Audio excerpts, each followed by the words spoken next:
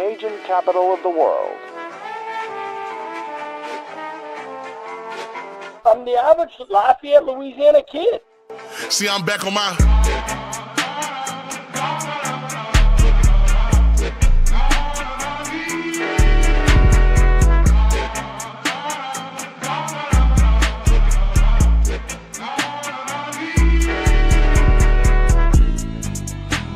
Hey, fellas.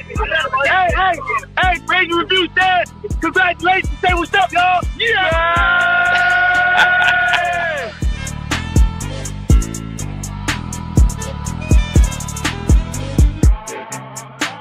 People that have courage don't have no extra gene. There's no difference in you. The difference is, are you going to sit down when it's time to stand up?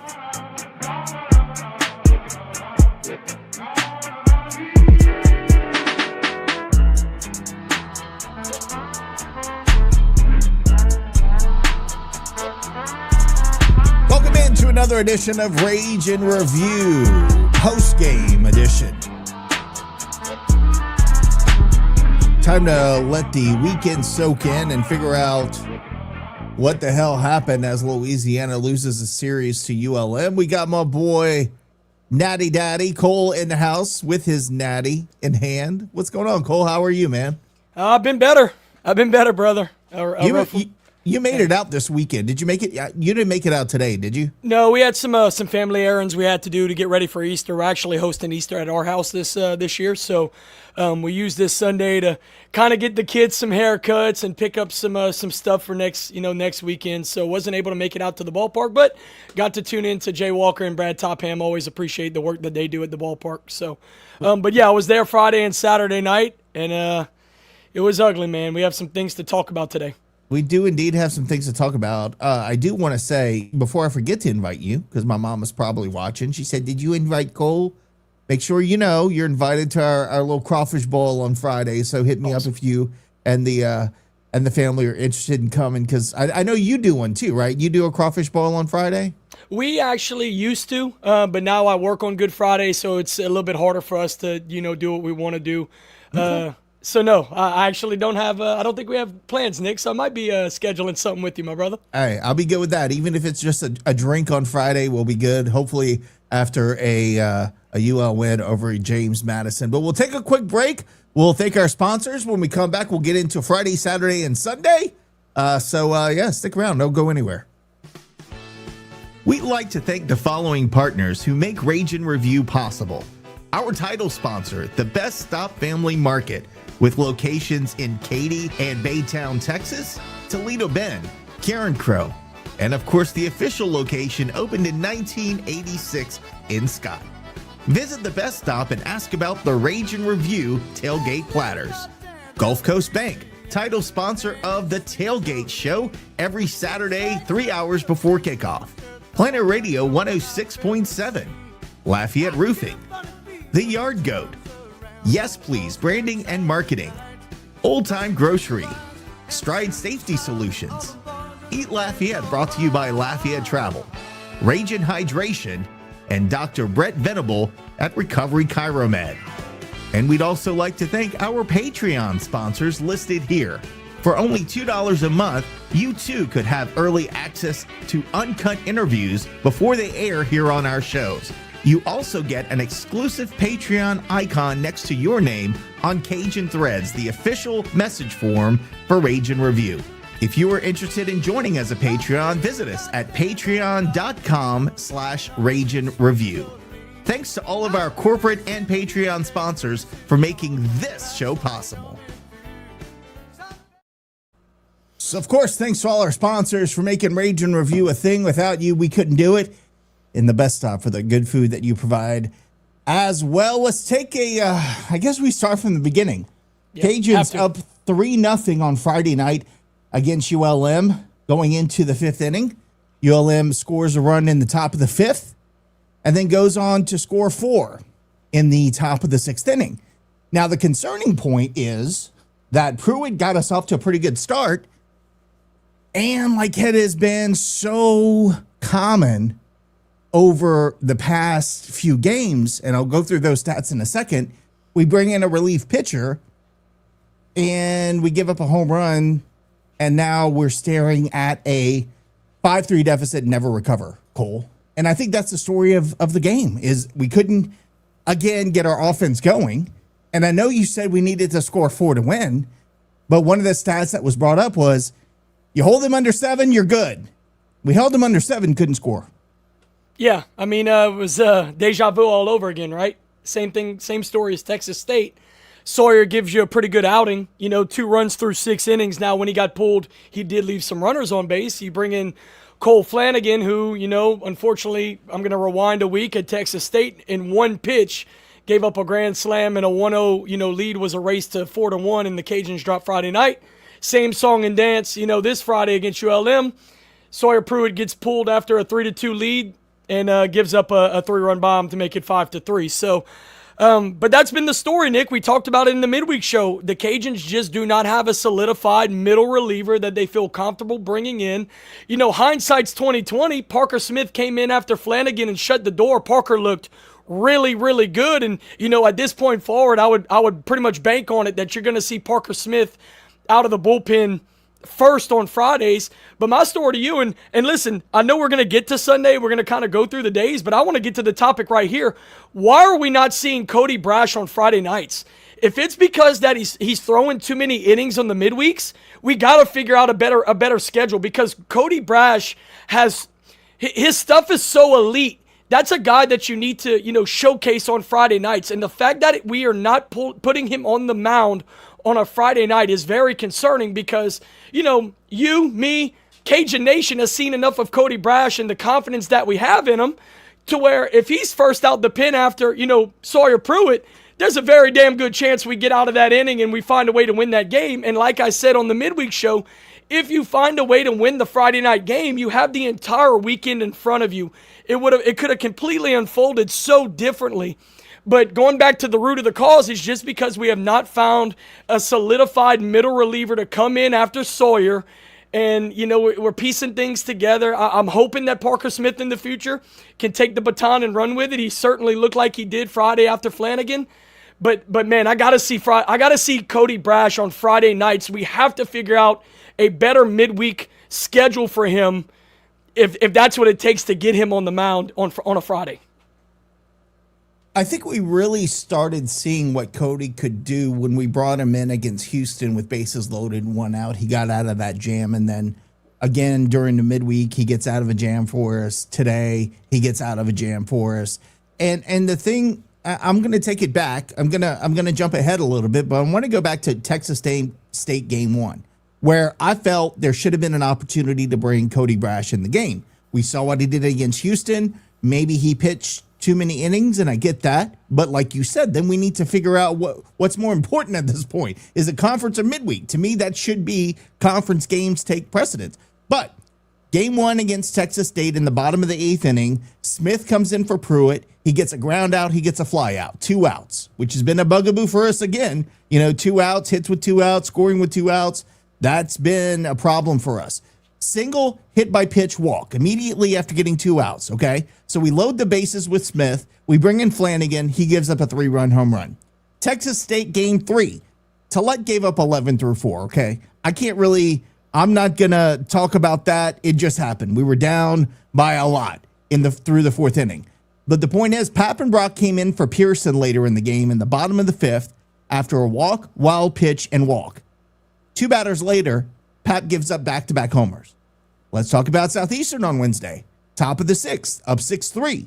Runner at third, 1 out. Tillett comes in for Ty Roman. Walk, and then we have to bring in Brash, because he's our only reliable arm out of the bullpen right now that we know is going to shut it down. And then Monroe against them on Friday, top of the 6th, like you said. Pruitt gets into a little bit of trouble, 3-2 with runners on first and second. Flanagan comes into the game, 3-run homer to the first batter he faces. I think on a 2-0 count.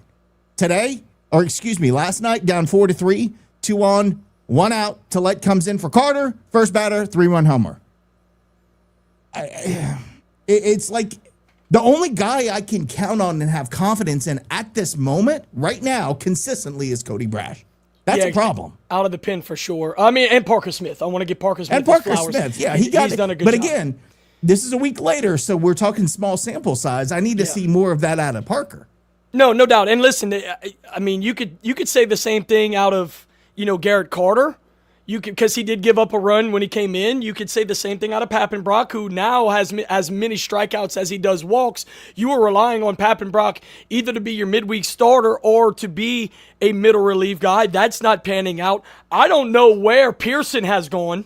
The freshman Pearson, who's the lefty, pitched the better half of the first half of this season, and I haven't seen him in weeks. And he threw pretty damn well to me, arguably better than Flanagan. So I don't know, Nick. The biggest issue that this pitching staff has, other than the home runs allowed, which I want to get to in a second, is obviously middle relievers. Cody Brash, you get him on the mound, it feels like LP Langevin back when he pitched. When he got on the mound, his stuff was so dirty. Very few teams, could make contact, let alone get a hit on him. And he was able to come in and shut the door. Today, for example, and I'm fast forwarding, but today he got the win, 4.2 innings pitched, no earned runs and 5 strikeouts. He comes in, gets Ty Roman out of some mess with 2 punch-outs. By the way, those 2 punch-outs, 7 sliders, no fastballs. And we know Cody Brash is a fastball-throwing kid. He throws 98. He didn't even throw a single fastball, and he got 2 batters out with 7 pitches. That is phenomenal. That's the kind of stuff that we need to see on a Friday night. But yeah, Nick, like I said, there is a wide open door, and I know some of the players listen, there is a wide open door if you're a pitcher, a reliever for this team, to be in middle relief. So when you get your opportunity, make the most of it, because if you can solidify yourself, there is a spot for you to pitch here. That's what I said before the season started, Nick. Both to the position players and the bullpen, like there is roles to fill on this team, and we're halfway through the season now. That's a role that's still open. So if you're hungry to fill that void, get to it. Because if you can do it, guess what? When it comes down the stretch, tournament time, we're going to need you. So I'm challenging my bullpen to pick up the baton. Somebody has to get hungry to fill those middle innings. And let's see what happens. But again, I really want to give love to Parker Smith. I thought he did a really good job after Flanagan on Friday. And look, I'm not trying to poo-poo on the pitchers. I know because the problem I have is the inconsistency, and I think that can be fixed. I think we have guys who have a lot of talent. I think they need to just get it together on the middle relief, back into the bullpen. However, let it not be lost that on Friday night, we only had 5 hits. We only scored 3 runs, guys. And we've got to start winning Friday games. What are we at now? 2-4 in Friday games this season? 2-5. 2-5. That's not good. And Josh said it several times, and I agree with him. You're judged on how you perform on Friday nights. And not only that, but you're playing the worst RPI team at this point in the Sun Belt Conference that you've played thus far, and you laid a big old egg. You had a chance to win it on Friday. You laid a big old egg. Not a great look. You move on to Saturday, and honestly, it's a lot of the same where you had chances that you could potentially get ahead. You're just waiting for that pitch. You're just waiting for that moment where somebody steps up and gets it done. And look, Herm gave up 3 runs, through 7. 3 runs should be enough for us to win. The problem is we only scored 3. So when you're scoring 3 and you have a starter that goes 7 and gives up 3, that's a problem. And we could not connect the rest of the ball game. Again, some problems with the long ball through Carter, and then Tillett came in, and it's just we got to do better on those 2 phases of the game, which we thought we were kind of coming around a little bit during midweeks. We saw some great things from our offense. We thought our pitching was holding it all together, but you're seeing other teams progress offensively, and we're still stagnant in that area. In fact, we're regressing a little bit. So I don't want to get ahead of myself. We'll talk about game 2. A lot of the same, KG. It just felt like a lot of the same on what we saw on Friday night. Well, let me actually talk. I want to make 2 more points about Friday night before we jump in. No, go ahead. So, and without saying too much, I got to talk to Jeff Pruitt, Sawyer's dad, Saturday, and I don't want to overspeak.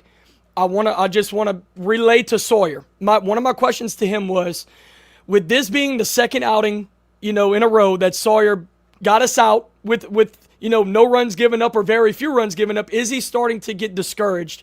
And he honestly told me, he said after last night, which was, we talked on Saturday, he said, yeah, a little bit. So Sawyer, if you watch, or Mr. Jeff, if y'all watch, we want to make sure we show y'all some love. Sawyer, you threw a great game, kid. And Mr. Jeff also said this. He said, you know what, Cole, I would have rated that, his outing a C.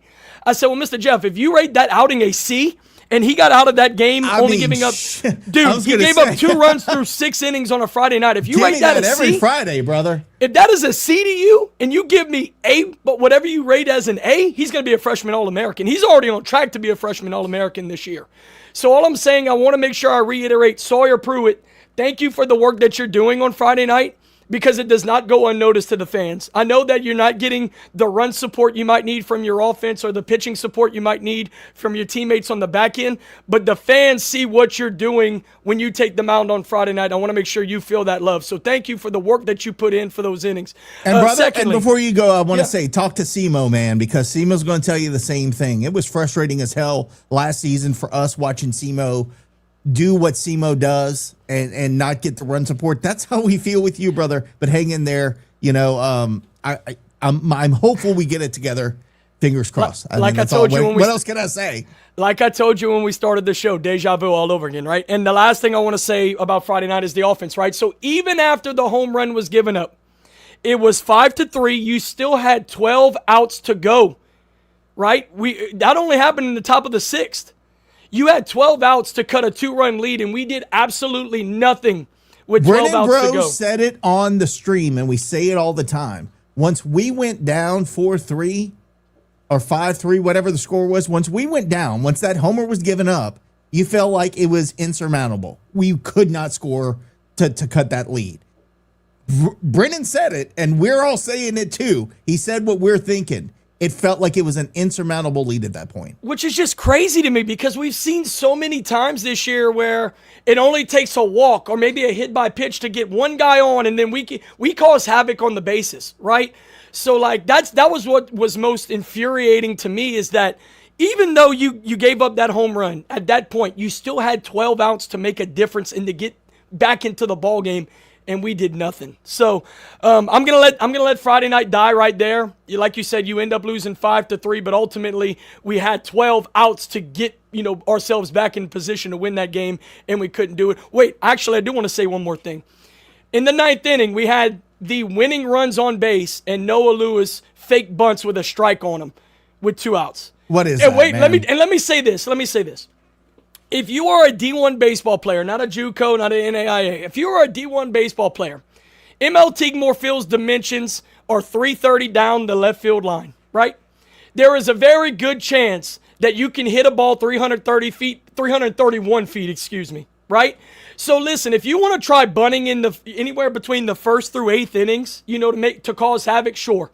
But when there is 2 outs and the winning run is at the plate swinging the bat, you got to let that man swing the bat. Because what happened Saturday, Nick? Noah Lewis hits a home run. Now, granted, it was called a foul ball. It was just foul. Just foul. Right. But the point I made to everybody that was sitting in Section A with me was, but we didn't want to let him swing the bat on Friday, right?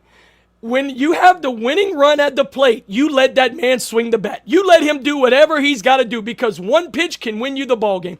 That's where I'm going to leave that at. Instead, we try a fake bunt that gets called for a strike, and then Noah, I think he ends up striking out or ground. I forgot how it ended. I think it was a strikeout. But that's where I'm going to leave that at. So let's go ahead. We'll start talking about Saturday, because as you could see in my face, Friday night really got me frustrated. Well, it was another situation where the Friday night game put us behind the 8 ball. Bingo. And you feel like we pressed on Saturday, and here we go again with another loss. And it was deja vu for me again, because again, you get behind, you feel like it's insurmountable. You're not going to come back and win the game, and ultimately we didn't. Yeah. So, but no, let's jump into Saturday. Let's jump into Herman. You want to kind of give the wrap up of that, and we'll start talking about the the stats and stuff. Andrew Herman pitched a great game. 7 innings, gave up 6 hits, 3 runs, walked only 2, struck out 7. I'll take that every freaking night from Andrew Herman on a Saturday. Are you kidding me? Garrett Carter came in for 1 1/3, give up 2 hits, 3 runs, both of them earned, 1 walk, 3 strikeouts, and then Tillett closed it out with 1 hit and 1 run on the day. But again, even when you're giving 7 up to ULM, they're pitching. And look, I want to first say I credit ULM for playing solid baseball. Everything that we saw was that they couldn't pitch. They were great at hitting. They couldn't pitch. They were unproven really away from their stadium. And then on top of that, they were very prone to errors. I thought they played very good baseball this weekend. And on top of that, their pitching. Now, is that because of our lack of hitting and discipline at the plate? That's to be discussed. But I thought ULM came in and did a very good job. Yeah, I mean, I'm going to tip my cap all day long to the Warhawks, right? This was a team that came in that just got shut out by Northwestern. Meanwhile, the Cajuns had just came in, and they got a very good bounce back, confidence building 9-3 win against Southeastern, the same Southeastern that just shut out Oklahoma. So I thought, we did a breakdown show on Thursday of Monroe, and, I felt like the Cajuns were trending up and Monroe was kind of trending down because getting shut out to Northwestern, it's kind of hard to find a positive when you're getting shut out to Northwestern. I mean, let's call that what it is. But no, they did everything right this weekend, and I even said it in the group message today. It feels like the Cajuns got very few breaks this weekend. Now, today winning 4-0, we're going to get to that point. I feel like we got more breaks than we did the rest of the weekend. But, yeah, man, shout out to Andrew Herman. We know what we get from Herman on a Saturday at the Teague. Now, I will say this. When we got to the ballpark and the wind was blowing 20 miles an hour out, I kind of looked at everybody and I said, oh, baby, this is not good. Because Herman's a fly ball pitcher. He's not a ground ball pitcher. So, and sure enough, he gave up a couple of homers. But nonetheless, he gets out of there, like you said, 7 complete innings pitched and only gave up 3 runs. That's going to win you most Saturday games, especially at home. Unfortunately, like you mentioned, the Cajuns really couldn't do anything offensively. Interesting that you brought up Garrett Carter and Tillet's stats. Yeah, it does seem like Garrett Carter had the worst day whenever you read the stats like that. But don't forget, Tillet's the one that gave up the 3-run home run. So Garrett Carter does get charged with some earned runs, but Tillet's really the one that threw the ball to get it hit over the wall. So it's weird. The pattern that we've seen over the last 2 weeks, which has happened, we get in trouble, bring someone in, and we're not poo-pooing on Tillett. But we're just saying every single time that we're in that position, it doesn't matter who we bring in, unless it's Cody Brash, we're seeing this consistently happen. Yeah, I mean, we talked about it at the tailgate after the game. It's almost to the point now when there's runners on base, especially 2 runners on base, it almost feels now like a gimme that we're about to give up a long ball. Nick, I don't know if you know this, and I'm going to say this with a grain of salt because I had to use ChatGPT to get the answer, because there is no NCAA.com, statistic that supports this, like an actual leaderboard. But I asked ChatGPT, hey, up to this point in the college baseball season, what D1 baseball team has given up the most home runs allowed? And the answer was Louisiana. I believe it was 45. You want to know who's the second closest? Southern USC. Oh, wow. and they've only given up like 36 or 37. So it's not even remotely in the same realm. Like the home runs to this point, and we also talked about this, as much love as we give Sandy, which I do think Sandy has been really good for this pitching staff. His philosophy is pound the zone and make them beat you by hitting the baseball. But are we pounding the zone to the point where we're starting to split the plate middle a little too much, where it's easy for these guys to just tee off? Because it seems like, man, the walks are down. The ERA, up to this point is respectable, but we're just giving up far too many home run balls now, whether it be at the Teague or on the road. Something's got to give, man, because that is literally what's killing us. It's not just solo home runs. Nick, you see it in every game almost. It's the 2 runs. It's the 3 runs. It's been grand slams at times. And what sucks for us is that our pitching staff, especially the front end, they hold the water, and then the relievers come in and they give that up, and now the pressure's back on an offense that's really scuffling right now to begin with. It's just not a great combination to win baseball games, and I think Monroe was able to come in here this weekend and just pound on us, with timely hitting, especially the long ball. Granted, today we'll get to that. But, man, bottom line, you got to tip your cap to the Warhawks. They got some studs on that team. They just got a little bit more breaks than we did, is all I can say. And we'll just move on from there. Yeah, well coached. And I think Coach, I can't remember his last name. I know it's Ford something. but the head baseball coach at ULM, his biggest I guess goal of this offseason was to keep a lot of the veteran guys on that team from last year because he saw potential, and he did that. He was able to build around the base of players that they had. I feel like we've had a lot more turnover, which is amazing because they had a whole new head coach, Coach Pemberton. Now I'm remembering his name. Coach Pemberton had he's a new head coach over there. He was able to keep the core of guys together, and we had more turnover than ULM did last year. So, for whatever reason that is, doesn't matter at this point. The point is that, that they were able to keep the core of veteran, mature guys. And I think it's disappointing that we're trying to learn still at this point of the season. However, we do have a lot of youth that our veterans aren't really doing what they need to do. So the youth is stepping up. So we'll see how that goes from this point forward. I'm ready to talk about today because we finally got a win. Cajuns go up 4-0 today and never look back. You had a couple of situations where they had potential for them to go ahead, especially when we brought Brash in, I think, again, with runners on and one out, and he just shuts the door. But talk about today's game.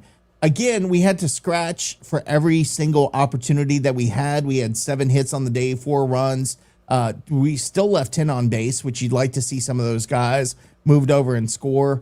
But I thought overall our pitching was obviously good. It was good to see Ty Roman go out there and pitch for 4 1/3 innings today. And I think we'd like to see him out there a little bit longer, but he had 7 strikeouts on the day. That was good to see. It was good to see our bats get going in crucial situations. We were patient at the plate. But give me your thoughts on today's win. Yeah, so Ty Roman picked up the baton and ran with it today. Going into the weekend, Sunday was TBD. Tillett had been scuffling. He had an inflated over 7.5 ERA. That's not going to work on a weekend rotational guy. Ty Roman comes in and does his job. Throws 4 1/3, no earned runs, 7 strikeouts, like you mentioned. Did get into some trouble, and here comes Cody Brash. So, but it did seem, I want to stay on Ty Roman for a second, it did seem like Roman out the gate was locked in. And, if that's the kind of start we're going to get from him on a Sunday, I'm content with that. I'm very happy with that. So I hope that we can continue to maybe see him on Sunday, and because he certainly pitched today like he wants to be a weekend guy, and I think he's earned it. Like we talked about in the midweek show on Thursday, I thought that his last couple of midweek starts were very strong. And I think he's earned this opportunity, and he made the most of it today. So tip of the cap to Ty Roman. Congratulations on a strong outing. And again, Cody Brash comes in, throws 4 2/3 innings, no earned runs, 5 Ks, and shuts the door. What was most impressive is, like I talked about earlier, when he followed up Ty Roman, he was able to shut the door on back-to-back strikeouts on straight sliders. There was no fastballs thrown. And he has... We joke about it all the time in the group chat, Nick, but he has some of the nastiest stuff we have seen from a Cajuns pitcher in a long, long time, even including LP Langevin, who I compare him to constantly. Cody Brash has some elite-level stuff, and since that Missouri State weekend has just been absolutely lights out for the Cajuns, arguably, even when you consider the starters, arguably the best pitcher on our staff right now. You got to see him in person, though, and you got to see him like close up to the plate, because I got to tell you, the movement on his pitches are sick. I had a buddy that's very involved with baseball in Houston. He coaches a lot of select teams and all that stuff. And when we brought Brash in against Houston, he was like, "Who the hell is this guy? Like, this is crazy." But that guy, he's really, really good. And, credit to him for being the most dependable guy in our bullpen right now. And then today, offensively, Amade with 2 for 4 with an RBI. Rigo was 2 for 4 as well on the day. Jace LaCava, who's starting to be a thing in the lineup. He went 1 for 2 with a homer. Lewis was 1 for 4 with a double and an RBI. And then our Lim Sanity guy, Josh Lim, went 1 for 4 with a double as well. So good to see some of those guys get some hits today. But again, the elephant in the room is that we are at this point 3rd series going into the 4th series of the season, and this week we've got McNeese midweek and we've got JMU on the road. JMU concerns me. We've seen what they did when we didn't plan. I don't think we had a really good game plan against JMU a few years ago. I feel like we kind of went in there and underestimated them. We got to go back to Virginia this weekend, and we got to get the bats going somehow. And I don't have an answer for that, KG. I mean, it's okay. And look, again, we keep pointing to the bullpen, but the fact of the matter is they're still putting us in a position to win, and we shouldn't be in the position late in the game to allow other teams to, with one swing of the bat, either be back in the game or take the lead, and we are just we just can't do anything after that point. So we gotta get better offensively, because that's going to be the key to the success the rest of the season, in my opinion. No doubt, and I've tried to defend this offense, all season long now. But the fact is that when you keep games as close as they have been, you do start to tax your bullpen, right? It's not necessarily the starters that are getting taxed, it's the bullpen. Because every time they come in, it's a high leverage situation, and it's always, if every time you come in, if it's bend or break, it's only a matter of time before you break. So yeah, you're absolutely right. The offense, this was the weekend, and we talked about it a lot. This was the weekend that the offense had a chance to, wake up, spread its wings, and get going. And let me run some numbers at you, Nick. For the weekend, we averaged 3.33 runs and 6.33 hits. That's not going to get it done in the Sun Belt. It's not.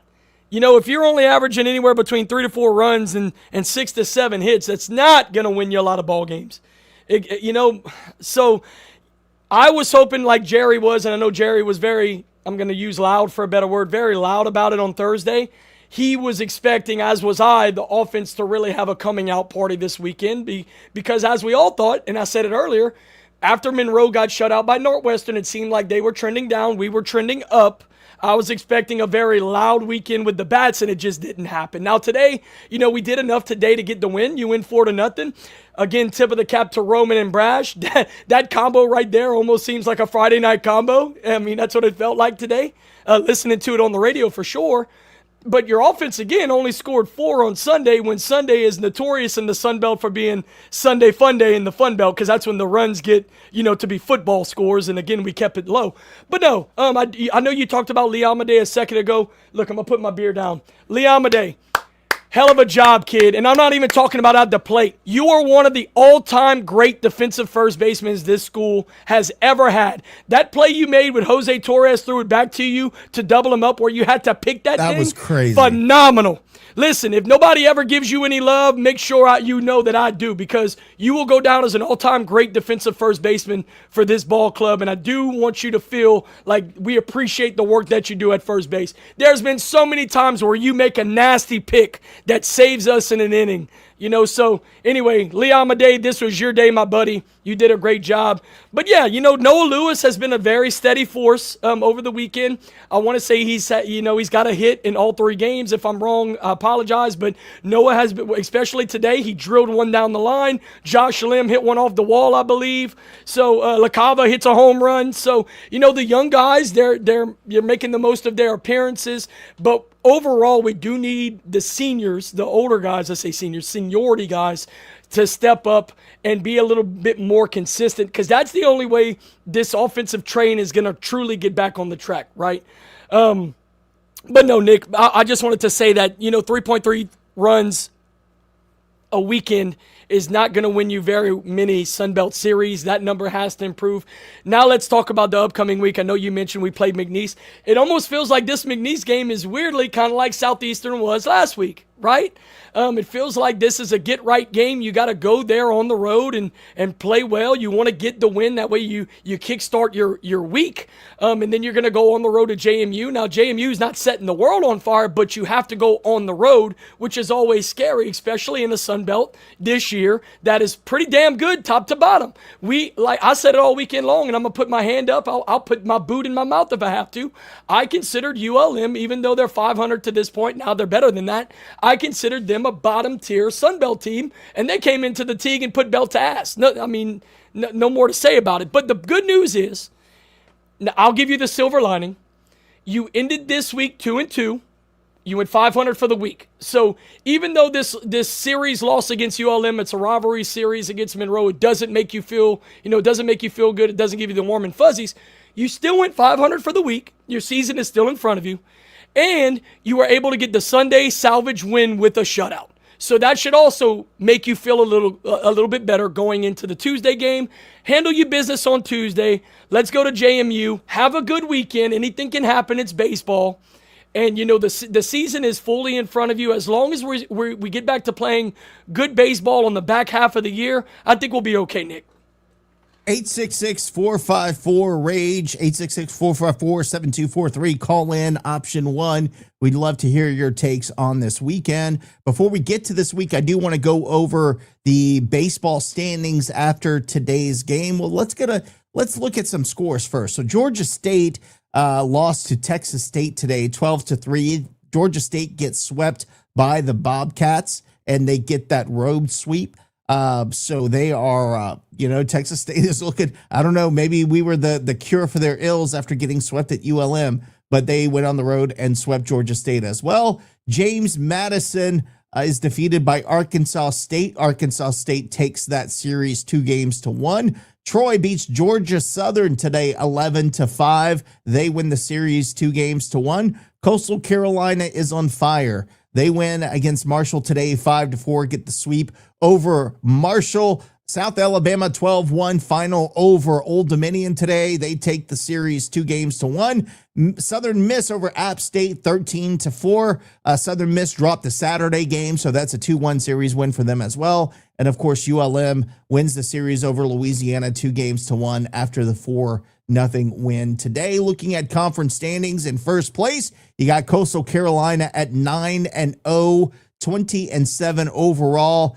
And again, KG, let's talk about the fact that they're down 2 pitchers still. They're down their best offensive production, and they're still sweeping teams, sweeping the week, actually, because they beat Clemson this week as well. So Coastal Carolina 4-0 on the week. Very impressive. Texas State and ULM tied for second in the conference at 6-3. Then you get to a logjam for fourth place. Southern Miss, Arkansas State, South Alabama, and Marshall all at 5-4. James Madison and Troy follow them with a 4-5 record. Then it's Louisiana, App State, and ODU, as well as Georgia Southern, all at 3-6. Georgia State at 2-7. So lots of work for the Cajuns to do, but we have, we can, as you said, we've got plenty of time to think it over, and we've got plenty of difficult games ahead of us, including Cloverleaf Mall's team, which is the USM Golden Eagles. Not looking forward to that yet. Maybe in a couple of weeks, we'll see how we do against the JMU Dukes, Jimmy Mads this weekend. But right now, I know it's easy to say don't overthink the ULM series. Right now, even besides all of this stuff, I think we're easily a 5-bid team right now if you look at the way the RPI is playing out and you look at what teams are doing in conference. But we've got to do a lot better. I don't want to be the guy that has complained for years that teams with a losing record in conference get into the NCAA tournament. I don't want to be the guy eating my crow because we do that shit this year. This is not the year to do that. We gotta do better. It starts this weekend at JMU. Do we deserve to be called Louisiana? We deserve a lot more than ULM does because they have Monroe on their jersey, so they own it. Just like La Tech has Ruston on their jersey, so they own it. Doesn't he? They actually had a prognosticator putting 6 teams in. That's a little crazy for me, but I am sticking with, by the end of the season, the Sun Belt has at least 4, possibly 5 teams in. I'm just saying, we're going to get that SEC privilege this year because the Sun Belt is strong. Let's take a look at McNeese State Cowboys that we face midweek this week. They are 14-14 overall, 6-6 in the Southland. At home, they're 8-11, and on the road, they're 6-3. So actually have a better road record than they do at home. They opened the season with losing to Sam Houston in a 3-game series 2-1. They beat Louisiana Tech on the road that week. Got swept by Kansas. They beat LSU earlier in the season 7-6. Won 2 out of 3 against Nichols. They beat Southern on the road 14-5 midweek. They played LSU Alexandria. That's interesting. Does that even count? I don't even think that counts as a game. but they beat LSUA by a score of 12-2 in midweek. Lost 2 out of 3 to Houston Christian last weekend. 2 weeks ago. Lost 2 out of 3 to Lamar. They beat Prairie View A&M.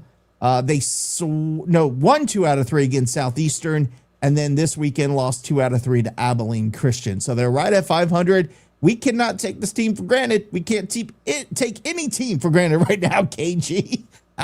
We got to go in there and do our thing. And the strange thing is we play really well midweek out of conference. We're a great team. Get in conference, we can't make it happen, man. So first off, LSUA, shout out to my boy Cody Gotro. He is the head coach at LSUA. He is a graduate of Acadiana High School. He actually was my teammate. We graduated the same year in 2012. So, Cody Gotro, shout out to you, buddy. But no, listen, we can't take any team for granted right now. I don't care if you're playing 500 ball, sub 500 ball. We're just not good enough to take teams for granted anymore. It kind of feels like we're at the point in our season where we're starting to play to our competition, which this is the point in the season where you're supposed to kind of take care of your competition, if you get what I'm saying. And we're just not doing that. So, you're going to go to McNeese where, the rivalry with McNeese, how they feel about us, we feel about them, even though, they're in the South and we're in the South. It doesn't matter. It's always a pretty good ball game when we play them. So going to McNeese, to Joe Miller Ballpark, is not going to be an easy win. My question to you, though, Nick, is now that Ty Roman is throwing on Sunday, he has been penciled in for us as our midweek guy. Who do you think might get the start this week? I'm thinking it might be Pappenbrock because, we've seen Pappenbrock come out the bullpen a lot of times. And I mean, I'll just call it what it is. He's not a reliever. He is not the kind of guy that's comfortable relieving, whatever. But that game that he started against Kansas State as a starter, he looked really damn good. So I would not be surprised if Pappenbrock gets his opportunity to start once again because, Tillett threw the other night. I was expecting Tillett to maybe be the midweek guy going forward to refine his stuff. And, I mean, maybe he could still start on Tuesday against McNeese, but I would probably say, if I had to guess, that we'll see Pappenbrock against McNeese. Look, I want to win every game, right? I'd rather us give up a midweek game to get our pitching right. I don't care where I see JR on Wednesday. I feel like we're going to see him. I need JR to get right. And sometimes pitchers have a get right game. He's in his own head right now, man. He really is. We all know JR has a ton of talent. We all know what he can do. And what's going on right now, I think what happened at Texas State screwed him up. And I'm not a psychologist. I'm just, I'm telling you what I think. The guy's a good pitcher. He's got a lot of talent. It's a mental thing right now. I want to see him at some point during the game. I don't care if it's a start. I don't care if it's and if he comes in and gives up 5 runs, okay, pull him. We'll try it again. He's gonna fix it. I don't care if we lose this midweek game if we're doing it to get JR Tillett on the right track. Now, do I want to see Pap get the start? Probably. I'd like to see what Pap can do because we do need a reliable midweek starter. But I think if we bring Pap in and then we have JR come in as well. Now, here's another thing. Outside of the Texas State debacle, you saw JR Tillett have good stuff when he starts the ball game. Coming in relief, not so much. So whatever decision they go with, I want to see JR get back on track. I want to see Carter come in and we may not see Carter, but I want to see the bullpen come in. I want it to be a pitcher by committee day. I want guys to get their reps in. And I just, again, we know the talent that JR has. I just need him to have a good get right game. And if he goes extended innings because he's having a good game, that's great. But if he doesn't, we try it again. We keep going at it, Yeah, well, I said that on Thursday. I said it was about time that JR probably takes a step back to the midweek and refines his craft because and this weekend kind of solidified that, right? But he's the kind of guy where you need him to get right by the end of the year because when you go into the tournament, you're going to need that fourth starter, right? Especially if you want to go deep into the tournament. So, yeah, right now, you're lucky to have Sawyer Pruitt, who's just having one of the best freshman, years right now in college baseball. Andrew Herman is Andrew Herman, whatever way you want to spin it. Yeah, he's better at home than he is on the road, but he is a dog. He's a fighter. He's going to give you everything he has on every outings, whether you live and die by it. And then Ty Roman, like I said, in his last 3 to 4 outings, has been really, really good. So you got your top 3 starters pretty much solidified right now. You got to find your 4th one. You got to find that midweek guy, that 4th starter that can get you, through the tournament when it gets, push comes to shove. And whether it be Pappenbrock, whether it be Tillett, whether it be, a surprise guy that shows up, I know Landon Victorian is scheduled to start throwing sometime within the coming weeks. I'm just saying somebody has to grab the baton and start to run with it because, we're only halfway through the year. The nitty-gritty's coming. We have to start filling these roles because you don't want to be, gambling the dice going into conference time. Tournament, excuse me.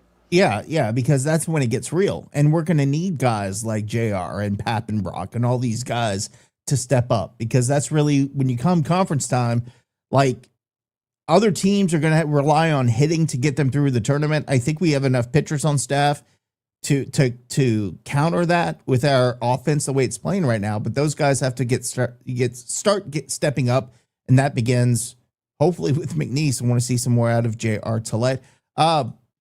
What's up with the jersey? I got it. I asked you before. Bam wants to ask you this question. What's up with the jersey you got on? So this was my softball team from last year. We actually played out in New Orleans, played in the World Series in Houston, won some really big tournaments. But this was our softball team's jersey. I had to actually retire because with 3 kids, being a dad, I was away from home a little too much playing travel softball. So those days are behind me. This is actually a very clean jersey, believe it or not, whatever y'all want to say. Shout out, the Louisiana on the front is always a clean look. That's why you see the Cajuns have it on so many jerseys. But this is not a Tulane jersey. This is just a softball jersey. And after we play the McNeese State Cowboys midweek, we go to JMU. We'll have a full rundown on that Wednesday night at our normal time. 7:30 would be normally Thursday, but because we're going to start this series, remember Thursday, Friday, Saturday in Virginia, we're going to move up the show till 7:30 on Wednesday, and then that means I get to head home on Thursday to get ready for my little crawfish boil where we soak and dust the crawfish. So y'all calm your nerves. You do both. You don't do one or the other. That's what I don't understand, Cole. Like when I said you dust your crawfish, do people think you're not seasoning them before? I believe that's what's happening. Like I need people to understand. Like you put about a gallon of freaking crab ball in the damn thing. You boil the water, and listen. When we say dust, I'm talking about literally dust. It's not like we're caking on freaking seasoning on top. So like anytime somebody says, I just don't get the argument. Like, why are you putting seasoning on top of your crawfish? Because if you do it right and you shake the ice chest and you let it sit, steam. It soaks in even more. So I ain't trying to hear any of that. Dude, my dad's been crawfishing for 40, 50 freaking years. I know more crawfishers than anybody wants to talk about. If you want to eat some goddamn good crawfish, come see me. Nobody from Baton Rouge is going to tell me how to make crawfish. Or Hattiesburg. You can put that stick in your ass and shove it. Come on, Hattiesburg going to tell us how to crawfish. Come on, man. JMU comes in next weekend. I do want to give them just a little high-level overview. 12-14 overall, 4-5 in conference play. They are 9-4 at home and 1-4 on the road. Or excuse me, 1-9 on the road. So had a little trouble on the road, but they are doing well at home. Notable conference series wins. They did sweep Georgia Southern, but Georgia Southern, man, is not very good this season. They won 2 out of 3 hosting East Tennessee State. And outside of that, some wins here or there. They beat Lemoyne. They swept them. Don't really know them. They lost 2 to Florida State earlier in the season. But again, we don't have the courtesy of overlooking any team such as a McNeese State or such as a JMU. So we got to be on our best behavior. Again, we'll have our full rundown coming up on Wednesday night. Anything you want to add to that, KG? Yeah, I mean, somebody asked me after the game yesterday, after Monroe secured the series victory, how I was feeling. And weirdly, I really wasn't overly upset. And I think the reason was now because we can get back to just playing almost with no expectation. And I know that sounds weird, but it felt like we were starting to put so much pressure on ourselves game to game that it felt like we were folding. And I'm not even talking about just the players. It almost felt like that from the coaching staff. And I challenge anybody, if you haven't heard it, to go listen to the post-game show Friday night or even Saturday. Deggs' comments were not the best. So now I feel like with this series loss, and I'm all about silver linings, especially when half the season is still in front of you, we have to get back to playing loose. And that's one of the sayings of Cajuns baseball: loose, fast, and hard, right? Well, we have not been playing loose for the last couple weeks. We've been pressing on ourselves because, like, now that the expectation is so big, we're just pressing. It feels like we're pressing at every at-bat, every inning, every pitch. So now we need to get back to just playing loose. We need to go into the ballpark almost with no expectation. Obviously, you want to go in hoping you win. But, like, don't put so much pressure on yourself. Just get out there, play loose, and see what happens. But that was really my answer. Now that, you lost the series to Monroe, it almost feels like how much further can you fall? Now, I hope we don't see the answer to that. But, what I'm getting at is that as a fan, I'm going to show up to the ballpark almost with even keel, not just put so much pressure like I expect to win. I expect to sweep this team. It's baseball. Things happen. This weekend was a perfect example. We gave you all the stats, all the numbers, everything you needed Thursday night. And I said on the Thursday show, I expected to take 2 of 3. Even with the separation of the stats minus offense, I was thinking we would maybe even be able to sweep. And reality is not like that because games are not played in scorebooks. They're played on the field. And Monroe shoved it up our ass this weekend, especially, Friday and Saturday. So, yeah, let's get back to just playing loose ball, have fun in the dugout, have fun on the field. Let's please start playing small ball again. Nick, you'll agree with this. The last 2 weeks, we have completely cut bunting out of our offense. No, right? unless it's with two outs in the ninth. We have completely cut small ball out of our offense. When we were winning games early this season, we were dropping bunts down 3 to 4 times a game and beating half of them out. I have not seen the last time we had a bunt single. It's easily been 2 to 3 weeks. I'm going to get back to that in a second, but speaking of long, fast, and hard, Ryan is on the phone. RC, what's going on, buddy? It's a bad day to be a cold beer at Ryan's Sports Bar. Hey, man, I saw the pictures that your better half posted, man. You guys look like you're having fun, but you never answered my question. Do you have a pool heater? Because it's cold as shit in my pool right now. I can't get in it. Or are you just you're just tougher than me? No, it's cold. Okay. It's cold as shit. So all right. Well, then at least I feel so you are tougher than me. RC, what'd you see this weekend? Talk to me. Well, I kind of said what I said yesterday whenever I called in. Wasn't very good the first 2 days. Glad we got one today. It was kind of a struggle to watch at times, but we actually did bunt and move runners over whenever we needed to, and we took advantage of what they gave us. So that's kind of the whole point of the season, is that if they don't give us anything, then we're not going to do anything. And we took advantage today, so it's good to at least get one. We can't get swept by these freaking jackoffs, but they put it to us the first 2 days. But I think Friday we let that one get away. So how many times have we said that this season, though, RC? Like, it seems like every week we're saying the same shit. Like, oh, we had a good chance to get off to a good start, we blew it. Yeah, way too many. But, I was just looking at the RPI rankings, and we're still top 25, which is kind of crazy to me. But, if we could kind of get our shit solidified as far as offensively and find some middle relief, I think we have a chance to do something. But, that's all ifs. If we could do this, we got a long way to go in the season. We're not even halfway through, and it just sucks that we're 3-6 in the conference. But it's kind of hard to have a positive outlook. It's just you lose 2 or 3 to these guys, and I'm not taking anything away from them because they are a solid team. Obviously, it's all about us at this point. Like, we have to figure out what we're going to do, and I don't think we haven't figured out yet. No, I agree. And look, Josh, I think he may call in a little bit. He said this was a bad matchup for us, and I kind of pushed back on y'all last weekend, not you, RC, but the guys were saying, "Oh, we're going for the sweep." I know Jerry was like sweep, and they're the worst ERA team. But the thing is, with our anemic offense right now, teams that are power hitting clubs, I don't care who you play, are going to be a bad matchup for us. And I think we saw the two teams outside of Coastal Carolina, because those dudes are just on another level from everybody in the conference. But I think and when you even look at Southern Miss, they're having trouble swinging the bats right now. They're kind of struggling in certain games.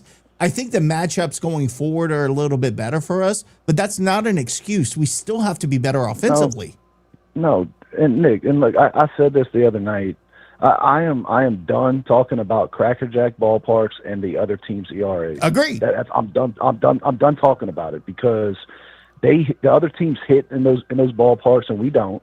And then whenever we face a team that has a pitcher with a high ERA, we make them look like an All-American. So I don't want to talk about that anymore. I just want to win ball. At this point, I don't care how we win. I just want to win. But the bottom line is that our offense, we need to find something. And I know Dez is looking for it. He's finally kind of starting to mix up the lineup a little bit. He's searching, but we haven't found it yet. And even though we won today, don't get me wrong, I'm glad we won. But it was still kind of like, man, if Cody Brass, if he don't come in and shut shit down with the bases loaded or whatever it was, it's kind of like you thinking, man, are we going to give this one away too? So I don't know, man. It's frustrating. I'm glad we won, but it's still frustrating to watch the majority of the time, because we do have the talent. We have the pitching, but some of the rotational stuff that we do, like in certain situations, I'm not going to call anybody out by name, but on Friday, whenever you bring a certain guy in, I don't understand why we do that. I don't understand why we don't bunt to move runners over whenever we bunt with 2 outs, whenever we're down by 3 or whatever the score was. So it's just certain things that I know everybody's frustrated, and people get frustrated with some of the things that we say on here, but it's all justifiable as far as I'm concerned. So that's really all I got to say. I'm glad we won today. I hope, obviously I want to freaking beat McNeese and go into JMU and take that series too. So hopefully we get jump started on it was a Wednesday or two. What's the? It's going to be a Tuesday game. It's going to be a Tuesday game. Yep. Tuesday. Yeah. We're probably going to rewatch it on their single camera in the press box on YouTube. I think that's how they broadcast it. And you say that, and now I remember it's an early game, so I might just have to get on the road to go over there and watch. Oh, you know what? Watch it on freaking YouTube. You know what? I'm going back to Louisiana on Thursday, but I could maybe make it. Oh, I have my dog. I don't know what I do with her. Maybe put a vest on her saying she's my some bark in the park animal. That would work. But look, she wouldn't be the only dog in McNeese's park. I promise you that. Wow. I'm not Take it easy, that. Shaq. What is it, Charles Barkley? Don't talk about San Antonio women, baby. I'm already getting lit up by SEC Pretty. Anyway, I'm going to ask you this before you go, RC. One of the questions I'm going to ask Cole later, but I want to ask you now because I have you, is one of the things that we saw early in the season was you felt like Coach Sandy had a good grasp of this bullpen. He was making the right decisions. He got guys in the right place. And then we start seeing Deggs going out to the mound, making decisions. I won't say making decisions because I don't know what goes behind it. But we know, or we've heard from very reliable sources, that Deggs likes to micromanage a little bit, especially with some of the coaches. Are you worried that he's starting to get into that a little bit with Coach Sandy? Because to me, there were some decisions that were made earlier in the season that are not being made now, or different decisions. And I'm not trying to throw any coach under the bus, but I'm wondering if that's happening. And I think it's a fair question to ask. Yeah, I mean, it kind of seems like sometimes he goes into panic mode, and like, we don't know what he has on the sheet for the day as far as like what the rotation is going to be. So, sometimes it does seem like it's like we kind of panic and it's like, screw it, we're going to do this instead of doing that or whatever. But I think he does micromanage some stuff. But I mean, look, he's the head coach. Like that's what he's supposed to do. So ultimately he's going to make the final decision. And I do think that that he's letting Sandy teach pitching as far as the way that they're supposed to throw strikes and matchups and this and that. But as far as the decision making, I think it obviously is, maybe I'm wrong, but to me it's obvious that he's the one that makes the decisions in game. So is it right or is it wrong? I don't know. I'm not the head coach, but you could kind of question it whenever things go wrong, but whenever it's going right, we got to give him credit too. So that's so if we get back to how we were doing it at the beginning of the season, a lot of things that happened in the beginning of the season, we were getting like the Kansas State series, the midweek series. We had Pappenbrock and who pitched the next game. They went 5 or 6 innings, so. We didn't have to make a lot of decisions whenever it came to middle relief and closing. We shut it down and we didn't have to do a lot of that stuff. So, as far as I'm concerned, if our starting pitching is doing very well, then it's something that he won't have to micromanage. Now, whenever we have to get into middle relief and, we're giving up, like bringing in Tillett and giving up the 3-run homer or whatever, or 3 home runs, or it's like then you start questioning it. So baseball's a funky game. It's a beautiful game, but it's funky. So you never really know, what the thought process is going into it and having to adjust on the fly. I think he's trying to adjust on the fly, but sometimes he hits that panic button pretty quick. So, and I'm not saying it's right or wrong. It's just that's just the way that it is. I'm gonna put you on the spot real quick. We got a new commit basketball wise from a 6'3". Is he a point guard? I can't remember what position he played, but we got a new commitment. Do you know anything about him? I can't remember his name, so this is really putting you on the spot. No, and that's the first I heard of it. So I've been in baseball mode since the Sun Belt tournament ended. As far as UL basketball goes, obviously I'm entrenched in the March Madness stuff, but I guess I'll have to go back and look. So he's a 6'3" point guard? I think so. His first name's Dion. I know his first. I recognize Dion being a Florida State fan. I remember his first name is Dion, but I don't remember the last name. But yeah, 6'3", transferred. Dang, or maybe I can't remember. Man. It's from but his name's Dion. JUCO? So he's a I think he's a JUCO player, a former JUCO player. Okay. But he'll be a freshman. He'll be on with us as a like freshman because he came from JUCO. Yeah, so. Yeah, I'll have to do a little bit of digging into that, and then maybe now you got homework. Maybe Wednesday. Now you got homework, brother. Call in Wednesday. We want to talk about it. Yeah. All right, RC. I appreciate you, man. Thanks for calling in, brother. Yep. Y'all have a good one. All right, take it easy. Bye. Always good to hear from our boy RC. Again, the lines are open. 866-454-RAGE. Kev is scared to call in. He feels like we're gonna just pile on to him. We're not, man. I talked to I Kev would all like to weekend. see you and Josh go one-on-one here, but Oh man. Hey, Josh man, and about Kev, time. Josh and Kev going at it. We would just have to get off the air and just Well, put them you on. saw in the group chat, man. Man. But no, going back to RC though, I agree with literally everything he said. Even if you threw it to me, I would have said the same exact thing. At the end of the day, as much as we might not like it at times, this is Matt Deggs' team. He is the head coach.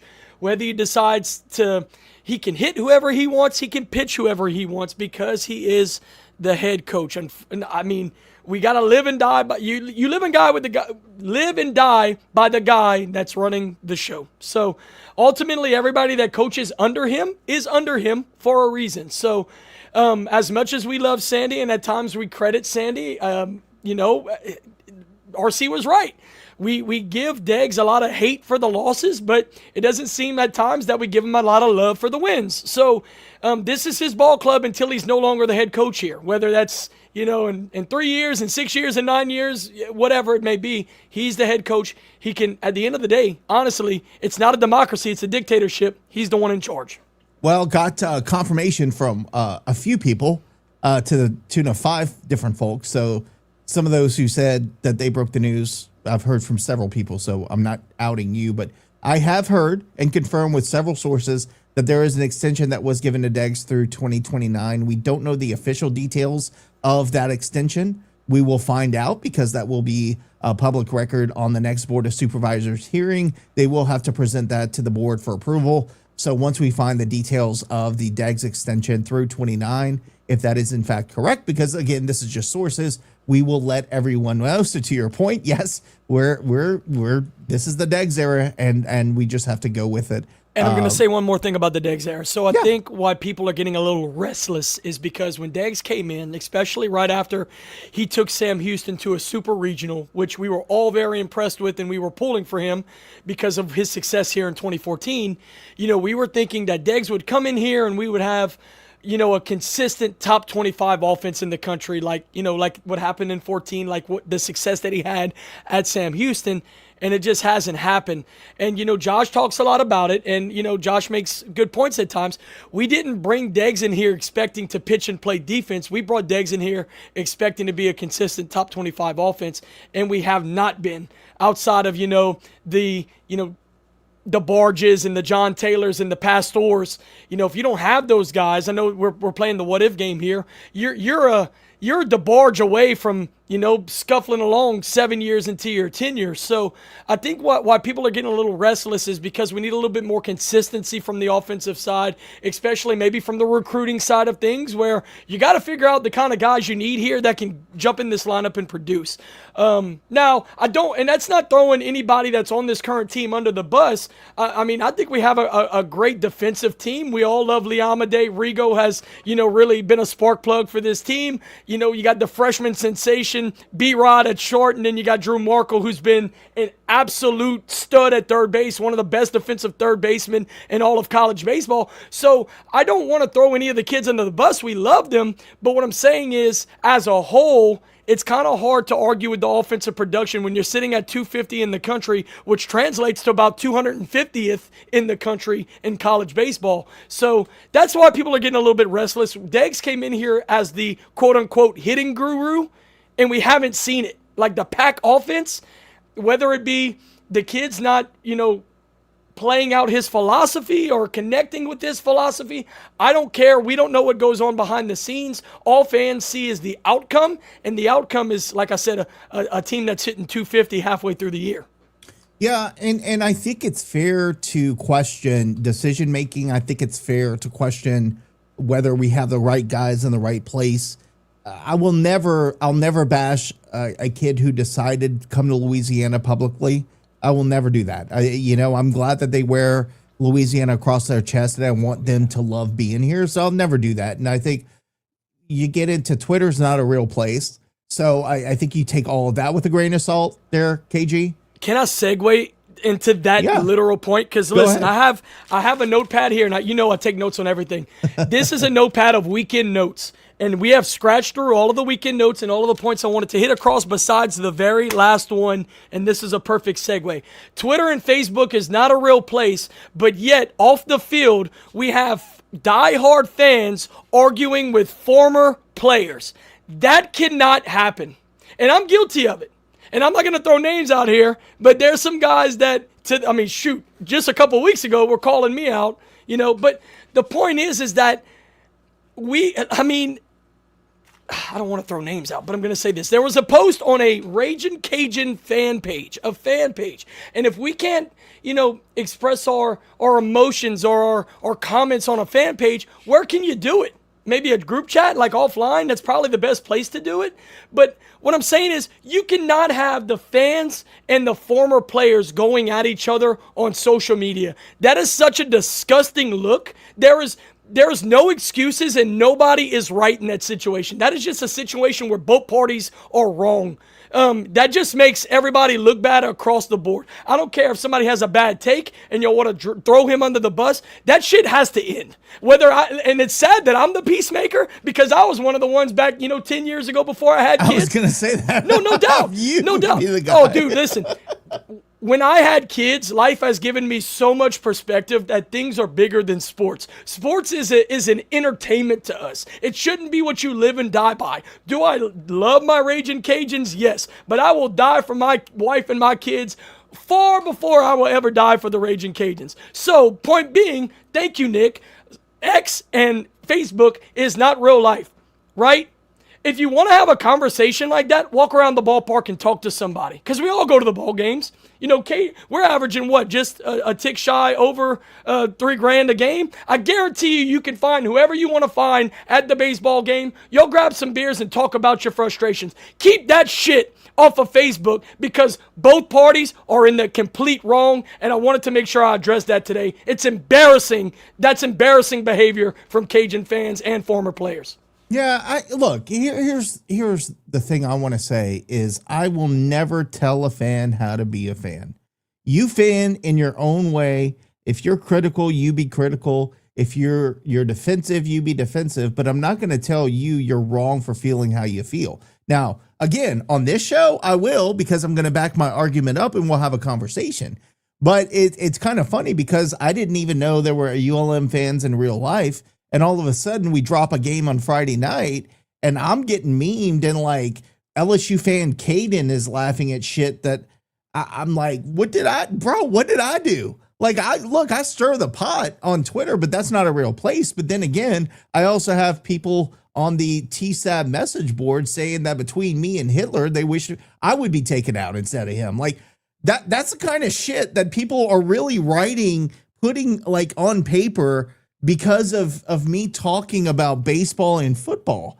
I don't think it's that serious. So I've kind of matured a little bit in that sense where it's not, look, I'm going to poke you and I'm going to prod you on social media because I can, and you buy into it. And as long as you buy into it and come back at me, I'm going to poke you. But as a former player, the best way to address this would be to come on here and look, I invite any of them, you know, whether it's a Jace Conrad, a Michael Strentz, Papa Ramos, anybody that was a past great for UL. I want them to come on here. I have something lined up for this summer with one of the best catchers in UL history coming on this summer to talk baseball. I want to hear what you have to say about the approach that we have at the plate because we're all just fans in the end and we don't have the behind the scenes look that you do. We don't have your perspective, but at the same time, we've all watched baseball our whole lives. We've all played baseball. We have our own perspective that we bring to things too. So I will never say to a fan, you're dumb for thinking how you feel because you never played the game. That's not the case. You don't have to play a game your entire life or under a certain person to understand how the game works and be frustrated. It's okay to be frustrated, but it's not real life. No doubt. The point I was making, though, is there is a civilized way to have that conversation rather than to tell a diehard fan who has had season tickets for 30 years that he's a fucking moron, right? And I'm sorry if, Lane, I dropped the F-bomb, you got to edit that one out. But there's a better way to have that conversation, right? Because you got a guy that's had his ass in the seats for 30 years and has not missed a pitch at ML Tigmore Field, and he's just raising questionable concerns about the offense this year. Granted, we're still 18-10. We got some work to do in conference. This is still a good ball club, and we have the whole second half of the season in front of us. Raising concerns about what is the approach at the plate, questioning the approach at the plate, and you got players coming out of the woodworks calling the guy an idiot, saying that he don't know, his ass from his elbow. Well, how about you let us know what the approach is if you played with Deggs before, you were in the dugout before. There's a better way to have that conversation rather than to just light the guy on fire on Facebook in front of all the Cajun fans to see. A fan page that, has over $5,000, maybe even close to $10,000 worth of people in that fan page, and we're arguing amongst ourselves. That is such an embarrassing look. And it's coming from Cole Gilbo, who was that guy 5 or 10 years ago. We got to get past that shit. Got to get past it. Nick, you make a great point. Come on the show. Teach us the philosophy, right? Because we're not in the dugout. I've never been in the batter's box when Matt Deggs is at third base. Please come tell us what is in the mindset of a Cajun hitter when they're at the plate, and then maybe the fans will have some sense of what we're doing. Because as of now, when a guy is fake bunting with 2 strikes, or when a guy misses a bunt with 2 outs, like we're just thinking that he's just micromanaging every other pitch. That's why we feel that way, because we have nothing else to tell us otherwise. So please, take it upon yourself to call in, come on the show. It will be very cordial. We'd love to have you. We love you guys. But that's just the disconnect between the diehard fans and the former players cannot boil over on social media. Please talk in real life, text each other. We got to stop doing that. We have a caller on the line, but before we go, you were talking about how it's embarrassing. It's embarrassing because then your opponents use it against you. Like the first thing I saw on Twitter this weekend was some ULM, again, one of the 3 ULM fans that I've ever known in my entire life, goes on Twitter and posts something from that page because they're going to look to troll us, and they're like, ha ha ha, they don't even get along. Like it's just silliness that we don't need, especially from former players and fans. We just got to get rid of that. Man About Town, what's going on, man? Been waiting for you. Glad to hear from you. What's going on? Sorry, boys. I was completing an undefeated season with the girls. Oh, by the way, let's talk about your little man, Big Cat. Oh, dude. Hey, we won the league, man. Big time. Won the league. Kind of rebuilt the roster a little bit. Had a little bit of a rebuild this season. Added some guys, dropped some guys. Felt like we got stronger on the final third. We got some forwards that can make plays. Don't need everything to go right to put the ball in the back of the net. So yeah, 6-1 and won the goal differential by I think 4. So yeah, it was fun. Yeah. So I want you to go, but before we do, I want to say somebody just came on the comments and said Josh was right. I don't know what you were right about, but I'm sure you're going to gloat about it right now. So take it away, Man About Town. Oh, well, look, this is the thing that people hate about me, okay? I'm always right. It just takes some time usually. I say things 2 weeks ahead of time. That's everybody gets mad when I say things, and then next thing you know, a month's gone by, and it's like, oh, wait, it's kind of like, and you knew I was going to bring this up, it's kind of like that whole West Florida thing moving into the Sun Belt like in the next couple of years. I knew that was coming. Has anybody been reading the West Florida news? Oh, man, they just moved up to FCS. You know what happens after FCS? Yeah. So I just want to throw that in there. But I do have to ask you all a question. Did the boys end up holding on to that lead today? Yeah, we ended up winning 4-0. So luckily today we made a great decision and brought Cody Brash in, and he did Cody Brash things. Did Brash finish the game? He did finish the game. Yeah. Well, let me talk about I guess we'll reverse pitch. I'll talk about Sunday first. First of all, Ty Roman looks like he felt like winning a job today. Really got a hold of that breaking pitch, and his changeup was really good. I mean, probably the best I've ever seen him throw that changeup. He looked very confident in it. And when he's going like that, he paints the fastball as well as anybody on the team. So that is very encouraging going forward for Ty Roman. I think, I don't see any reason why he's not your Sunday guy going forward right now. It's good to see LaCava get some good quality at bats. What's incredible to me is that the guy, all he did was, and I know it was Nunez, but the dude just went out and broke records at Nunez. You see him get a shot, and he's making the best of it. I felt like his bat stays in the zone more than most of the lineup. I love the way he hits. I like, everybody keeps saying approach, just like a buzzword right now. I'm not going to do the whole buzzword thing, but I'm going to say it's a very flat swing, and it stays in the zone a long time, and he's got quick hands. So, I mean, that translates at any level. It could be D1, it could be D3, it doesn't matter. So shout out to LaCava. I think he's won a job. Lim had a couple of quality at-bats. I want to say it was the 4th or 5th inning where he puts a ball, looked like it painted the line, and ended up being foul. And then on the very next pitch, maybe 2 pitches later, he lines one to short. Correct. Dean. He was really good at short, by the way. We totally underrated their defense. They played great defense today, or this whole weekend. But then, he lines that ball to Dean, and he gets thrown out. I mean, it was indicative of a lot of what happened this weekend. I'm not going to go as far as saying that's baseball, but I'll say that it wasn't like we just completely shot ourselves in the foot all weekend. I think we just have to acknowledge that ULM's kind of good.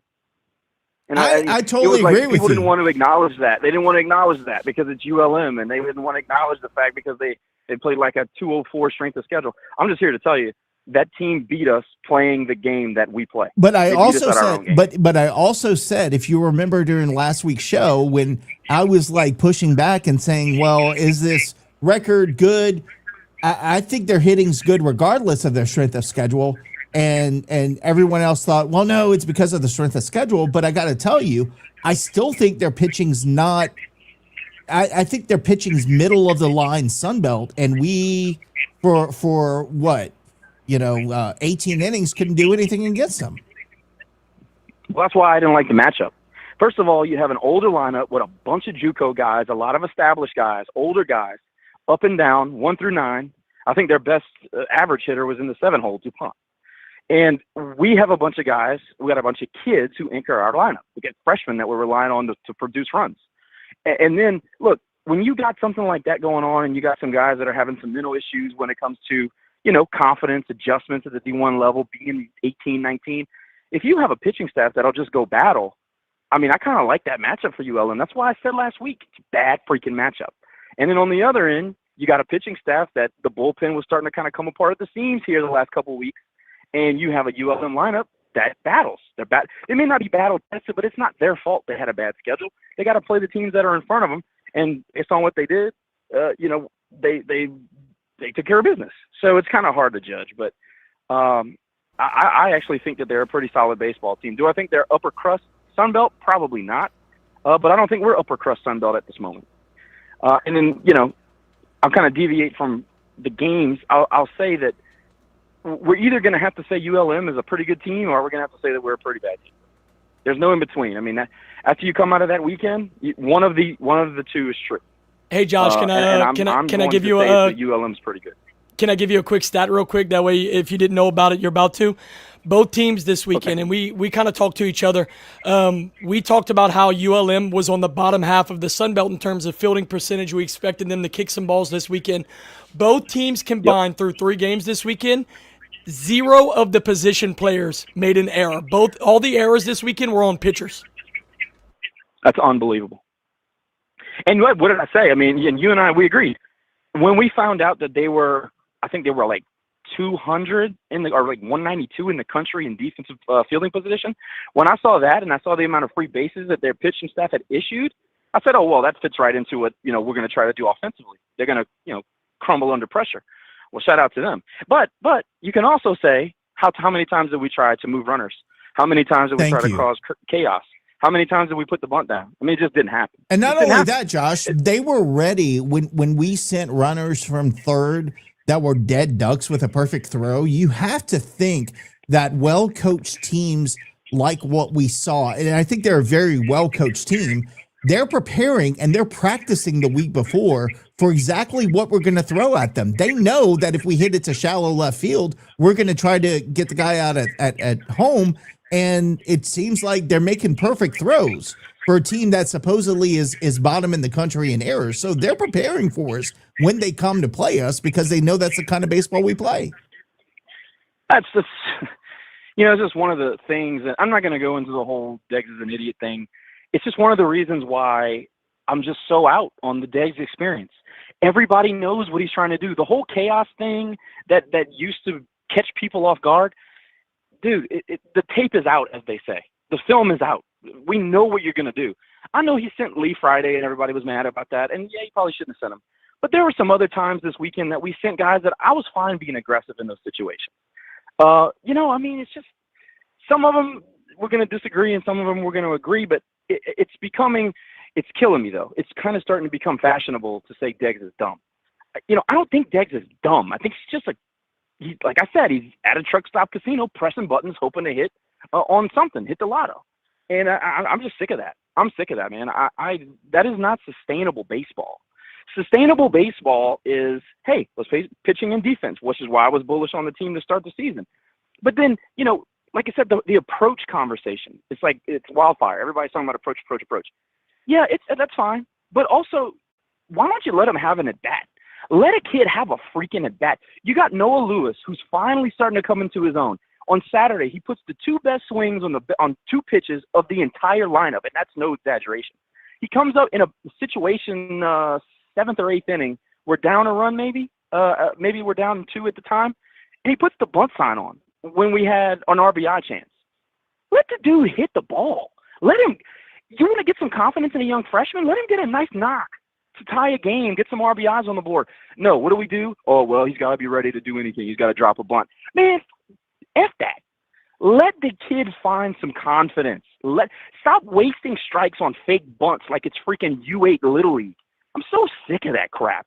Anybody, y'all are talking about the former players arguing with fans on the Facebook, which is, by the way, so dumb and childish. And I'll make a comment about that before I get going. But, You got that going on. They act as if like Deggs is some magical unicorn that knows all these offensive 5D chess moves that we've never seen before.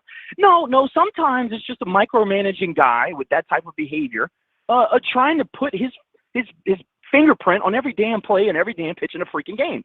And I got that on good authority. I'm not just making stuff up out here. So no, man. Like, you want these freshmen to make the adjustment to the adjustment, as they say. Let them have a full at bat without you having to put your thumb on the scale. Like, it's that simple sometimes. You know what I mean? And I obviously I'm not watching, so I can't see if y'all are agreeing or thinking that's crazy. No, we're agreeing. We're nodding. Yes. And then the other side of it is you've seen a shift in pitching. And again, we have it on good authority. Deck's starting to meddle in the damn pitching because he's starting to freak out because the bullpen's starting to fall apart. It's the same pattern. The patterns repeat itself. If you've watched this team closely like we have for 7 years in the Deggs era, it's the same patterns that find their way to bubble up to the surface. It's maybe never at the same time in the season, but sooner or later, he panics with the lineup. He tries to make a point. He starts meddling in the pitching. He sucks the life out of that roster every year at some point. And I can go back and we can literally pinpoint exactly when it happened each year. It seems like for whatever reason, right around the start of conference, things start going south offensively. It's unbelievable. But no, Saturday and Sunday, Saturday and Friday, we just didn't hit the ball. I thought ULM battled. They're older. Sometimes it's that simple. We don't hit situationally. We waste strikes. We make it harder on ourselves than it has to be. And we were never put in the situation to really pressure the pitcher. The thing about ULM's lineup, 1 through 9, it felt like every inning there was pressure on our pitchers, and the opposite was true when we came to the plate. But there was just never any pressure. Well, and also when we scored, they scored. They always had the answer. Almost every time. Which is what we did the first half of the season, and then stopped doing that. Yeah. Yeah, I see a team that's losing confidence, man. It's just guys that were playing, loose. No, I'm not saying that because I just can't stand the way he says that. They're playing free. They're playing the game without overthinking the game. That's what we saw for 20 games, and now we're seeing guys that are tight, guys that are overthinking, guys that are pressing. We need to get a team slump buster. We just need to, like on somebody said, like on Blue Mountain State, you just got to pass the same one around. Wow. That something's got to happen to the roster, man. They're just not having fun anymore. We're quoting Blue Mountain State. By the way, Alan Morgan says he misses you. For some reason, his son said that you were his favorite on the show, which still pisses me off. And I remind him every time I talk to him. Let me ask you this question. Let's talk about J.R. Tillett. We were talking about how I feel like everything that JR is going through right now is a mental thing after the Texas State series and his performance there. I kind of want to see him get a chance to break out of it this weekend or this week, midweek against McNeese. I don't care if we lose to McNeese at this point. That doesn't matter to me. I want to see guys progress and get better, and I feel like this is an opportunity for JR. Who do you want to see? Do you want to see JR get the start? Do you want to see him go in late relief? Where do you think JR fits in on this pitching staff right now? I'll tell you what I think, but can we all just stop and think about when J.R. Tillett starts? And I love J.R. This is not a jab at him at all. It's just what his career has been at UL. When does J.R. Tillett struggle? Typically when he does struggle. Is it when he starts, right? It's the first couple batters he sees. Right. Doesn't matter if he's in relief. Doesn't matter if he starts. Typically, if you can get him through the first 2 to 3 batters, he's nails once he settles in. So they go to him with the bases loaded in a situation he hasn't been in all season, and he makes a mistake. Kid hits it out of the ballpark. Correct. It's like, dude, at some point, and I know why he's doing it. They're trying to get him started, get prepared to be a long inning relief guy on the weekend, which is what he is, by the way. And I've always said that about him since he got here. He is a long inning game stopper type guy. He can be a bridge guy. He's versatile. I'm not saying he can't start. I'm just saying best use for J.R. Tillett, as far as I'm concerned, is what they're going to try to do with him now. But did you have to get cute with him in order to transition him? I hated that. Absolutely hated that. And it really started when they went to Brash in the midweek and all that foolishness. Yep. So, look, dude, what do I think JR is going to be on this team? I think best usage, long inning relief. Are they going to try to start him in the midweek? I'm fine with that. I just think he needs to get his head right. Get four or five innings and then Johnny Allstaff it for half the game. I like that even better. Me too. Because he's a 5-inning, I'm going to give you max effort, everything I got, bulldog. You know what you're going to get out of him. I agree. Somebody's asking, where's Jenny? I don't know if you know the answer to that, Josh. Somebody said Tobacco Plus punching numbers on the register. Why would I know? I don't know. But somebody asked, where's Jenny? And anyway. All right, Joshua. Well, anything else you wanna give us? Appreciate you calling in, man. By the way, what about the ULM fans shit talking this weekend? I mean, they deserved a shit talk, but I didn't even know they had fans. I was impressed. I was actually proud of them. It was pretty good. I mean, look, if we're being honest, them not being awful and dragging the conference down is a great thing for the belt. That's the truth. And ULM means nothing to me. The rival, everybody tries to force it to be a rival. It ain't a rival. It's ULM. Who cares? But if they're good, great. Good for the league. But the last thing I'll say is, everybody, it's fashionable now to say, oh, the team sucks and the season's over. And to a certain degree, I can kind of understand that. I'm not going to say the season's over, but what I will say is that the mission has changed. You see, 6 games ago, the mission was, we're ranked, so let's keep our RBI high. We're fighting for a regular season championship. I think that's out the window now. I think now you need to position yourself for a good seed in the tournament, and our best opportunity to make the field of 64 is to go and at least make a run in the tournament. But even more importantly, let's just have a good second half, man. Let's develop these kids. If you're going to rely on them, if they're going to be your best players and you're going to essentially rely on their production to win games, let's develop them. Let's let them have at bats. Let's let them, win, lose, or draw. Let them go play is what I want to see. And you've heard me say that before. But and my very last comment is this. It is an absolute shame that we have former players arguing with fans, calling them names, calling them trolls, calling them idiots, all that, on a fan page on social media. That's a disgrace. Some of these fans, or these former players that were talking to these fans, I have not seen those guys' faces up until when we played LSU a couple weeks ago. Hadn't seen them at the ballpark in years, and that is not an exaggeration. But they have the damn audacity to go into a fan page and tell fans they don't know what the hell they're talking about. Some of the dumbest baseball IQ guys that I know played high school baseball and lower level college baseball. Just because you played baseball doesn't make you an aficionado. It doesn't make you smart about the game. The game has evolved. In fact, the guy who invented and popularized the system of analytics that your freaking golden calf Matt Deggs uses to coach his teams, he was a nerd, a science guy, never played baseball a day in his life. Okay? So don't try to sit here and talk down to our fans. I know a bunch of our fans. A bunch of our fans are very knowledgeable baseball fans. They're very knowledgeable people in general. And it is a shame when you call those people out publicly after they've been supporting 30, 40, 50, 60 years. You ought to be ashamed of yourself, some of you players that love Deggs and only do it in the most cultish, weirdest way that you defend him. It's embarrassing. It's still a game. We still want to win, yes. And we're not out here like making fun of the dude. We're just saying the truth. And if you can't stand it, stay off the damn fan page. Good points, brother. I can't argue with that. Hey, thanks for doing it. I'm gonna go let y'all finish up, but it's a tough win. We'll get back on it. I expect a big change in the next couple of weeks. I'll be in town this week, man. Hope to see you. Let's go. All right, thanks, brother. See ya. Later. Always good to hear from Man About Town. KG, anything you want to respond to what he said today? No, not really. I'm gonna let that stand as it is because Matt, Man About Town, like RC said, he always throws a pipe bomb into everything he does. But no, a lot of the points he made were really good. And far be it for me to give to throw any water on the fire that Matt has about him about the weekend. And a lot of what he says has a lot of truth to it. So no, I'm gonna let whatever he said stand. I said my piece, in the first hour and 30 minutes of this show. So.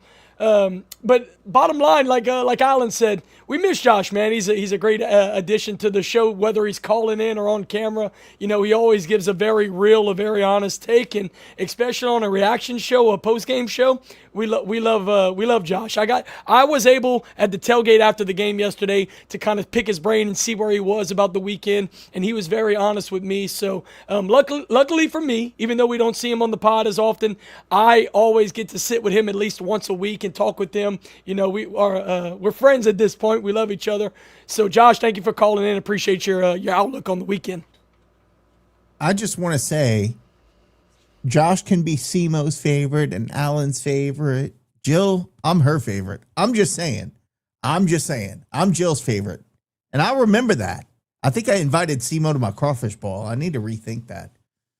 But the Morgans are always invited. I'll forgive you. I'll forgive you, Alan, for that, saying Miss Josh. Nobody says that about me when I'm not here. Except when I get kicked off, then y'all like, oh, I don't know what to do. KG, any final thoughts? I think this has been enough. We've had a lot of fun tonight, but I want to give you one final thought before we close it out tonight. No, it's been a strong show. We made a lot of good points. I feel like we tipped the cap to Monroe enough. They did a great job this weekend. Hopefully this is a kickstarter to their season because like Josh said, when they're good, the belt is good. We already knew the belt was good. And adding Louisiana Tech next year is only just going to make it better. So, no, final thoughts from me is you were able to, salvage the game today with a 4-0 shutout. Parlay that into a win at McNeese to kickstart your week. And then go on the road at JMU, enjoy the road trip. You get to take a plane as a team. You're going with your boys. I'm speaking to the guys right now. You get to go on the road on a plane with your boys. Enjoy the weekend. Play loose, play fast, play hard. The fans are behind you. The expectation is off of you. Like Josh said, you're not playing for numbers anymore. You're playing for seeding. You're playing for pride. You're playing for Louisiana across your chest. So go to JMU, have some damn fun, and let's see if we can't take 2 of 3 or maybe even do better than that. But it does start with McNeese. Get out there, get your work in, get the win, and let that kickstart you to a really fun weekend out there in Virginia, I believe it is. So, man, I really hope the boys are able to enjoy themselves this weekend. I challenge them to enjoy themselves this weekend. And I guess we'll see all of you Rage and Review fools on Wednesday because, Easter's coming up, baby. Praise the Lord. Praise the Lord, baby. You gotta send a shout out to Bam. He took a picture with Ben Sheets. He's like, oh, I got to take a big picture with Ben Sheets. I'm like, no, brother. Ben Sheets got to tell people that he got to take a picture with you because you are Bam Williams, baby. He doesn't know he's in the presence of greatness. And by the way, Jill Morgan, I didn't call you Elisa this time. So give me a little bit. I call Simo's mom Lisa for some reason. It's Jill. I got it right this time. I didn't even have to Google it. Like, subscribe, and share, y'all. We'll be back Wednesday night. We got some natty lights, and yes, we will be broadcasting during the McNeese game. No, McNeese is Tuesday, so even better. Wednesday night. We'll see you after the McNeese game. We'll wrap that up. We'll talk about JMU. We'll talk about Easter plans, and then I'll see some of y'all from our Crawfish Bowl in Louisiana. Calm down, Jill, because I'll have a Crawfish Bowl in Cypress, Texas, too. Y'all are invited. Don't worry. It's all good. For my boy KG, I am Nicholas. Y'all have a great rest of your weekend. And until next time, as always, go KG. And a $2